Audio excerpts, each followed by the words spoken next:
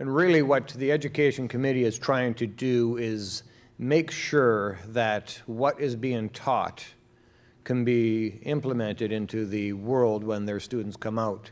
What they're doing is they're talking to each other and studying how each school is going about implementing the study of BIM into their technical programs.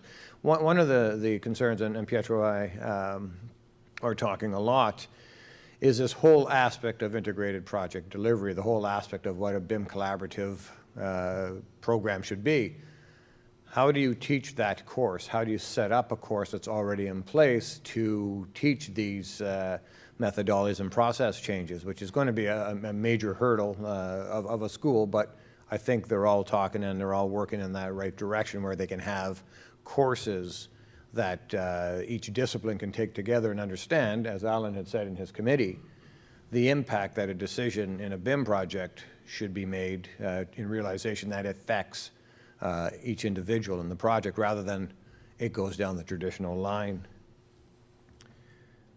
Again, standards, linking the education to the standards, introducing BIM-related research and teaching interests of the members, discussing the issues that are above. Again, how do you, Pietro, get what the industry is asking for? And as you understand throughout our subcommittees, as the owners are trying to figure out what it is that they're asking for, we're trying to, as an education committee, figure out how to educate our current students, how to educate a platform in the future that when we're bringing in students to study the disciplines that they're studying, how do we meet the owner's needs? So one, it's the old chicken before the egg. We want to be proactive in our education system to make sure we're ready for these students so they're coming out and, not saying, okay, I'm very good at, legacy 2D drafting that may not apply to the needs of what the owners want or the company that they're going to work for will require. So that's going to be an interesting collaboration and a hurdle to make it all work. But I think the people on our board are actually very good at getting to that, drill down to that solution. Exploring new methods of using BIM for supporting integrated lifecycle management and sustainability issues. Again, answering the call of current needs.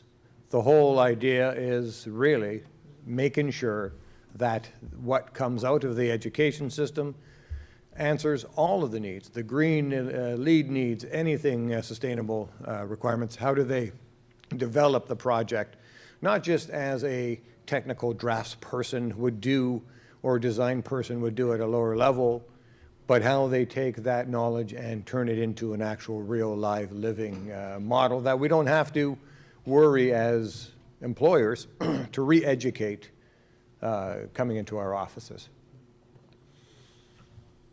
Pietro, it's a pretty fast synopsis. Do you have anything to add? Do you want to add anything?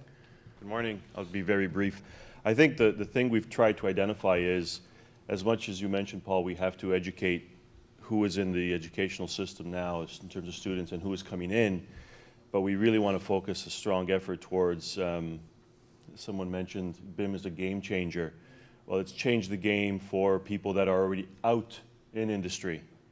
And we had a presentation to the Ontario Revit Users Group last week where they raised a lot of concern, like we need some place where we can send our people to get them to think differently and integrate BIM effectively into our professional environment, our physical environment, our industry environment. So we're looking at that as well, not simply what are the schools doing for the new people, but what can they do for, I don't want to use the word old people, but mature people, how's that? That perhaps are having difficulty incorporating the whole new methodology into project delivery and working environment. So those are the two key things we're going to try to identify.